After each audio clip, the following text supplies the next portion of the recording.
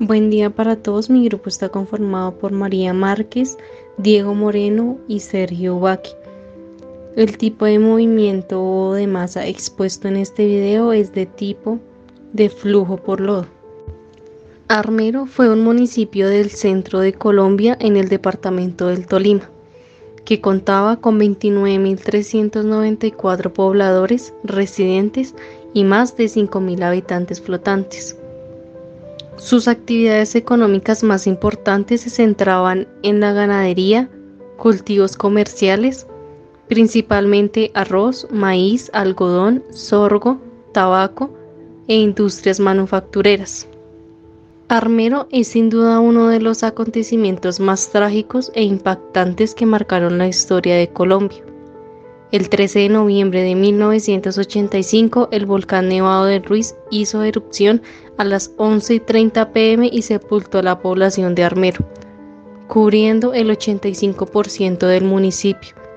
Solo una décima parte de sus habitantes logró sobrevivir a la tragedia, en la cual murieron más de 25.000 personas. En 1840 se fundaron a orillas del río Lagunilla dos caseríos conocidos con los nombres de Tasajeras y San Lorenzo, los cuales fueron arrasados por una avalancha de lodo y piedra procedente del volcán Nevado del Ruiz el 19 de febrero de 1845. Hacia 1861 se comenzó a formar un nuevo poblado, San Lorenzo, el cual, con la construcción del ferrocarril Ambalema-Honda, se desarrolló como lugar de importancia comercial. Los originarios de esta comunidad permanecieron en el lugar por más de 120 años hasta el día que sucedió la catástrofe natural. Antes de la tragedia de 1985, era considerada una promisoria zona agrícola, pecuaria y ganadera con una marcada tendencia a un desarrollo agroindustrial. En poco tiempo se convirtió en uno de los municipios más importantes del departamento, por la fertilidad de las tierras abonadas continuamente por las cenizas del volcán, y este municipio fue en 1985 destruido totalmente por el mismo volcán que le dio a sus tierras la fertilidad. Ofrecemos en Caracol un boletín extraordinario de última hora. Pues que Armero quedó arrasado casi el 100% quedó arrasado Armero. ¿Qué tipo de descripción podría hacer sobre lo que observó? Es decir, eso quedó todo lodo, borró casas, borró todo. Es decir, desapareció todo el mundo. Yo creo que habrán ni un 5% estará con vida lo que es Armero. Pero usted podría hablar de cuántas personas muertas. ¿Sabe qué, Jorge? La mejor forma es que averigüen cuántos habitantes tenía Armero y de ahí saquen la cuenta de que no hay siquiera un 2% de los habitantes sobrevivientes, de resto casi todos murieron. La morfología de la zona de estudio puede dividirse en las siguientes unidades: una occidental de piedemonte con pendientes fuertes y límite recto, controlada por fallas y conformada por rocas ígneas y metamórficas. Hacia el oriente, una segunda zona de afloramientos discontinuos de 4 a 5 kilómetros de ancho, de rocas del grupo Honda, en contacto con la zona anterior, y una tercera más al oriente y al norte del Río Viejo, comprendida entre la línea Guayabal, Armero y la falla Honda, cubierta por sedimentos de la formación Mesa. El flujo de lodo y escombros que causó la tragedia estaba compuesto por agua y diversos materiales heterométricos. El flujo de lodo que ocasionó el evento se desplazó hacia la zona de Armero, inicialmente por los ríos Azufrado y Lagunilla, y continuó por este último con gran violencia y se extendió grotescamente en la parte inferior, sin desarrollar formas especiales de relieve. La expansión del flujo de lodo originó fisiografías de un cono torrencial en la parte inicial del depósito y un explayamiento. Los deslizamientos consisten en movimientos de masas de roca, residuos o tierra hacia abajo de un talud. Los movimientos ocurren generalmente a lo largo de las superficies de falla, por caída libre, movimientos en masa, erosión o flujos. Algunos segmentos del talud o ladera pueden moverse hacia abajo mientras otros se mueven hacia arriba. Los fenómenos de inestabilidad incluyen generalmente una combinación de procesos erosionales y denudacionales interrelacionados entre sí y a menudo mezclados. En un flujo ocurren movimientos relativos de las partículas o bloques pequeños dentro de una masa que se mueve o desliza sobre una superficie. Las deformaciones relativas internas son muy grandes y fluyen en forma similar a un líquido viscoso. El flujo puede ser laminar a turbulento. Al aumentar la densidad y la viscosidad, el flujo puede transportar grandes bloques hacia la parte superior. En los flujos de lodo se habla de viscosidad propiamente dicha, llegando al punto de hablar de suelos suspendidos en agua. Los flujos de lodo alcanzan velocidades muy altas y poseen grandes fuerzas destructoras, las cuales dependen de su caudal y velocidad. Un flujo de lodo posee 3 unidades morfológicas: un origen, que generalmente es un deslizamiento, un camino o canal de flujo y finalmente una zona de acumulación. El flujo de lodo y escombros que causó la tragedia estaba compuesto por agua y diversos materiales heterométricos. El flujo de lodo que ocasionó el evento se desplazó hacia la zona de Armero, inicialmente por los ríos Azufrado y Lagunilla, y continuó por este último con gran violencia, y se extendió grotescamente en la parte inferior, sin desarrollar formas especiales de relieve. La expansión del flujo de lodo originó fisiografías de un cono torrencial en la parte inicial del depósito y un explayamiento. El cono torrencial es el resultado de la acumulación de los fragmentos gruesos, gravillas, piedras y pedregones. El explayamiento es de relieve plano y en distribución de partículas presenta un alto porcentaje de arenas y en menor proporción limos y arcillas, como también gravas y gravillas. Cuando los flujos alcanzan grandes velocidades se clasifican como avalanchas. En las avalanchas el flujo desciende formando una especie de ríos de roca, suelo y residuos diversos. Estos flujos comúnmente se relacionan con las lluvias ocasionales de índices pluviométricos excepcionalmente altos, el deshielo de los nevados o los movimientos sísmicos en zonas de alta montaña y la ausencia de vegetación. Esto último, aunque es un factor influyente, no es un prerequisito para que ocurran. Las avalanchas son generadas a partir de un gran aporte de materiales de uno o varios deslizamientos o flujos, combinados con un volumen importante de agua. Estas forman una masa de comportamiento líquido viscoso que logra velocidades muy altas, con gran poder destructivo, y que corresponden generalmente a fenómenos regionales dentro de una cuenca de drenaje. Las avalanchas pueden alcanzar velocidades de más de 50 metros sobre segundo en algunos casos. Los estudios que se realizaron sobre este movimiento de masa determinaron que se realizó en 3 fases o pulsos. Fase A: una inundación corta que afectó a los sectores más bajos aledaños al río Lagunilla. Fase 2: un flujo extremadamente denso, con velocidad baja y de espesor variable de aproximadamente 3 metros de altura y radio de 2,5 kilómetros. El recorrido de esta masa, que contenía bloques de mayor tamaño, causó el barrido de las construcciones, invadió las casas y edificios de las partes más altas, inyectándose por las puertas, ventanas y techos sin derribarlas.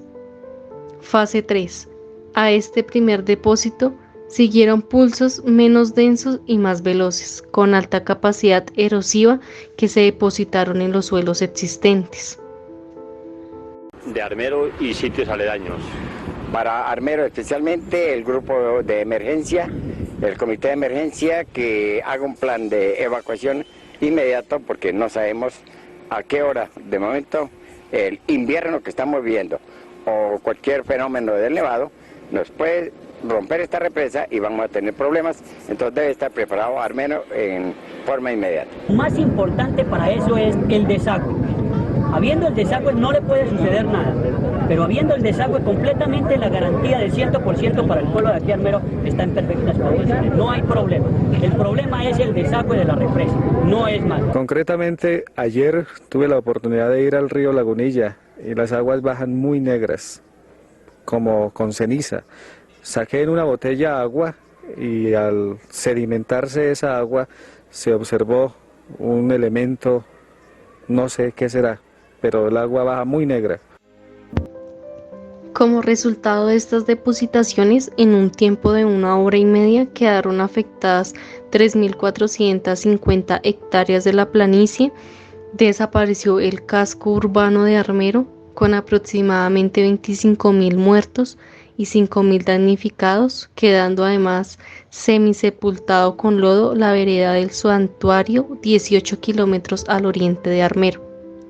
La masa de lodo desplazada destruyó los puentes y viviendas, presentando temperaturas entre 60 y 70 grados centígrados, por la presencia de aguas calientes generadas por la erupción y reacciones químicas entre los ácidos y el agua.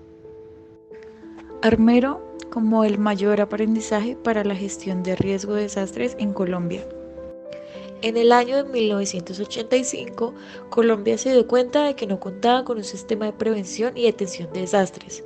Había ruedas sueltas. Cada institución trataba de hacer lo que imaginaba y podía. Tras esta tragedia, se centralizaron los esfuerzos no solo en intentar para responder ante la naturaleza, sino también para intentar anticiparse y prever el riesgo desde la planeación del ordenamiento territorial. En temas de gestión de riesgo se habla de un antes y un después de Armero. Antes de que sucediera este desastre, el país no contaba con el Sistema Nacional de Gestión de Riesgo y Desastres, que se creó después de ello mediante la Ley 46 de 1988. Por medio del Decreto 919 de 1989 se reglamentó el Sistema Nacional para la Prevención y Atención de Desastres. Dicha ley se modernizó, armonizó y actualizó mediante la Ley 1523 de 2012, que adoptó la Política Nacional de Gestión de Riesgo de Desastres y estableció el Sistema Nacional de Gestión de Riesgos de Desastres vigente. Gracias a esto, el país tiene hoy 3 líneas de trabajo en este momento que deben fortalecer: conocimiento de riesgo, la reducción del riesgo y el manejo de desastres. Para decidir hay que medir. Lo que no es dimensionado no puede ser administrado. Por eso, el primero de ellos es muy importante, ya que es fundamental conocer el riesgo para que los gobernantes locales y regionales tomen decisiones y minimizar el riesgo del ciudadano. Esto incluye identificar los peligros o amenazas, determinar el grado de vulnerabilidad de los elementos expuestos ante los fenómenos en sus áreas de influencia y también comunicar sobre el riesgo. Esto involucra conocimiento técnico científico, además de trabajo comunitario, información pública y divulgación. El segundo componente permite, una vez evaluado el riesgo, saber qué se debe hacer para reducir la vulnerabilidad y lograr que las comunidades sean más resilientes. Esto quiere decir que deben tener la capacidad para anticipar, prevenir, resistir, responder y recuperarse ante los desastres. El tercer componente es el manejo de desastres, que incluye todas aquellas acciones que involucran la preparación, la alerta, la respuesta y las fases de rehabilitación y reconstrucción. Tras la tragedia de Armero, la Universidad Nacional de Manizales comenzó a hacer aportes importantes que se convirtieron en el alma técnica de Manizales, determinante en el proceso de la toma de decisiones del municipio en materia de gestión de riesgos. La universidad posee el manejo de las redes de monitoreo hidrometeorológico. Estas son estaciones en toda la ciudad que permiten saber cómo está lloviendo en cada instante y en cada barrio, y asimismo analizar la posibilidad de deslizamientos o inundaciones. Pocas ciudades del país tienen una instrumentación tan densa como esta. La red sísmica es otro gran aporte, ya que desde la Universidad Nacional se cuenta con una red de acelerógrafos que, cuando se presenta un terremoto, permite conocer inmediatamente no solo la intensidad del sismo en cualquier lugar de la ciudad, sino también los daños que deben de haber ocurrido en las edificaciones. Los escritos sobre la ocurrencia de eventos similares del volcán no precisan fechas para futuras actividades, Sin embargo, se considera necesario la constante vigilancia de la actividad sísmica de la zona y del casquete polar del volcán Nevado del Ruiz. La mitigación busca reducir el impacto de los eventos naturales que generan desastres de manera racional y estructural. Como ejemplos para la prevención y mitigación de desastres que pueden ocurrir en la zona se citan monitoreos constantes de la zona y del volcán Nevado del Ruiz con sismógrafos y equipos especializados, como por ejemplo el de ayudas satelitales. Monitoreos constantes del nivel de las aguas sobre los cauces de los ríos Lagunilla, Sabandija y Gualí. Intervención de las cuencas hidrográficas deterioradas mediante reforestación, limpieza y desalojo de materiales rocosos, sedimentos, basuras, escombros y troncos de árboles presentes en el cauce y que puedan obstruir el curso de agua y generar represamientos. Declaración de zona no habitable en el área volcánica y construcción de diques, canales y lagunas de regulación de los sistemas hidráulicos.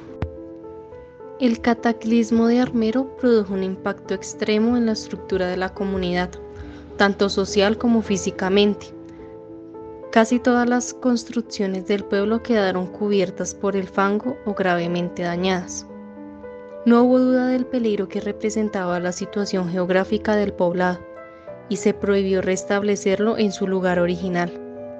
En lo tocante al daño de la estructura social, la mayoría de los empresarios, profesionales y funcionarios del gobierno, el sector acomodado de la comunidad, vivía cerca del centro y directamente en el trayecto del Lahar. En consecuencia, casi todos los líderes sociales, económicos y políticos de la comunidad murieron. Sin tales elementos básicos para la integración social de la población, era imposible restablecer a breve plazo una comunidad similar, aún en otro lugar.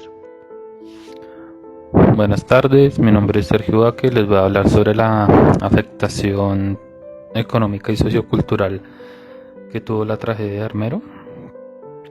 Esta le costó al país el 2.05% del Producto Interno Bruto del año de la tragedia, en 1985. Esta tragedia que está en la memoria de todos los colombianos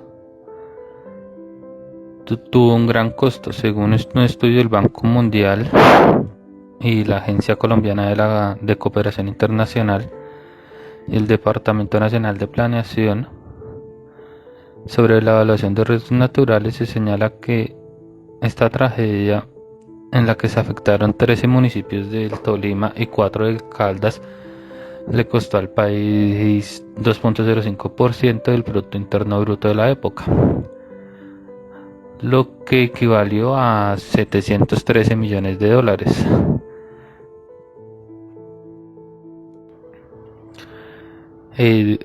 Estas pérdidas se traducen en un 0.7% del Producto Interno Bruto, que fue como tal los daños causados por la tragedia. Un 0.04% que equivalió a la emergencia y a la rehabilitación como tal, y ya la reconstrucción de toda esta afectación estuvo sobre el 1.02% del Producto Interno Bruto. También se tiene que, como por indemnización hacia las víctimas y daños primarios en agricultura, ganadería y todo esto, nos da una afectación de 12.000 millones. Pero la mayor pérdida que se tuvo en esto no fue como tal el dinero, sino fueron las vidas humanas, ya que se perdieron alrededor de 25.000 vidas humanas en esta tragedia.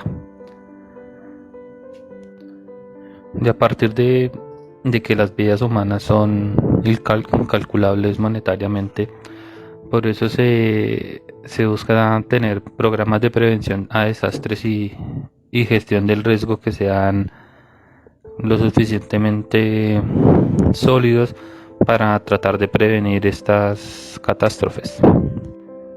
Actualmente la incidencia económica que tuvo este desastre